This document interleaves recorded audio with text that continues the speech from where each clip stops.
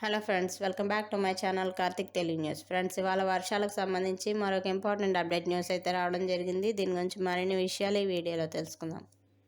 తెలుగు రాష్ట్రాలకు వాతావరణ శాఖ మరోసారి వర్ష సూచనలు జారీ చేసింది.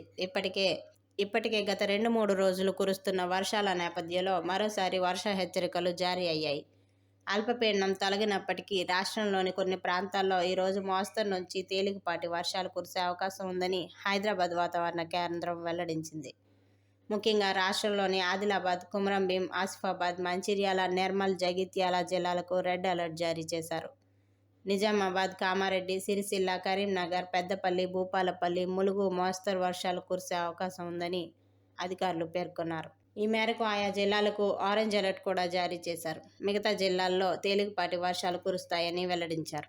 ఇక హైదరాబాద్లో ఉదయం చివరి నుండి మధ్యాహ్నం వరకు మధ్యలో ఎండ వస్తుందని, అయితే మధ్యాహ్నం నుండి రాత్రి వరకు హైదరాబాద్ సహా తెలంగాణలోని వివిధ జిల్లాల్లో, ముఖ్యంగా తూర్పు, ఉత్తర, పశ్చిమ తెలంగాణలో చెదురుమదురుగా మోస్తరు వర్షాలు కురిసే అవకాశాలున్నాయి. హైదరాబాద్లో మధ్యాహ్నం వరకు పొడి వాతావరణం ఉంటుంది.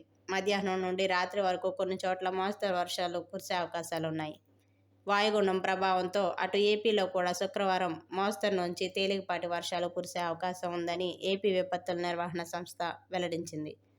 వాతావరణ శాఖ ప్రకారం శుక్రవారం ఉత్తరాంధ్రలోని మన్యం, అల్లూరు జిల్లా, అనకాపల్లి, కోస్తాలోని పోలవరం, కాకినాడ, కోనసీమ, తూర్పుగోదావరి, పశ్చిమ గోదావరి, ఏలూరు జిల్లాల్లో మోస్తరు వర్షాలు పడతాయని అంచనా వేస్తున్నారు. అలాగే రాష్ట్రంలోని పలు జిల్లాల్లో ఉరుములు, మెరుపులతో కూడిన వర్షాలు కురుస్తాయని, వర్షాల సమయంలో గంటకు 30 నుంచి 40 కిలోమీటర్ల వేగంతో ఈదురుగాలులు కూడా వీచే అవకాశాలున్నాయని, వర్షాల పట్ల ప్రజలు అప్రమత్తంగా ఉండాలని అధికారులు సూచించారు.